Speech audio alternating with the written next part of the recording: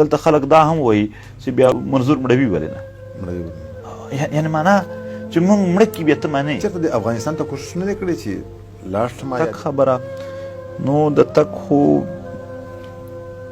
کرښې تاو شوي دي، بیل بیل پاسپورټونه دي او بیل بیل کارټونه دي او زموږ خو پاسپورټونه شته دی.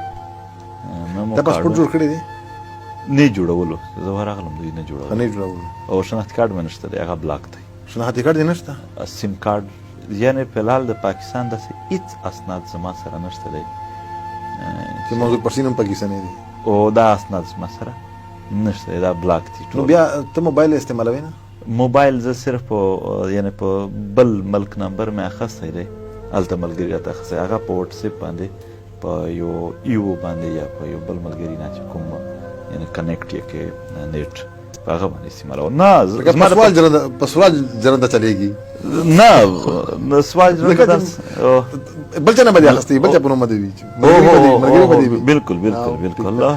ما ته په دې باندې څه خفګان هم نه دی، ما ته په دې باندې څه خفګان نه دی که موږ ته د دنیا هم یعنې افرونه وکړي هم چې راشئ. دا د عهدو خبره نه ده، دا د پیسو خبره نه ده، دا د ښو ځایونو خبره نه ده. که کوم ځای رانه ورک وه، کومه عهده ده چې دا دلته خلک پرې جوړېدلی شي، موږ نه شو پرې جوړېدلی شو. یعنې پیسې ګټل کوئ هم، خو دنیا چې یو دکان جوړ کړم په یو منسټر نه به زیات ودی، دا د هغو خبره نه ده. دا دلته د کام او د وطن خبره ده، په هغه باندې کمپرومایز نه کولو خبره ده، د په هغه باندې سمجوته نه کولو خبره ده. سیم دی، پاسپورټ دی، شناخت کارت دی، دا وړې خبرې زموږ سرونه قربان دي په خپله خاوره باندې.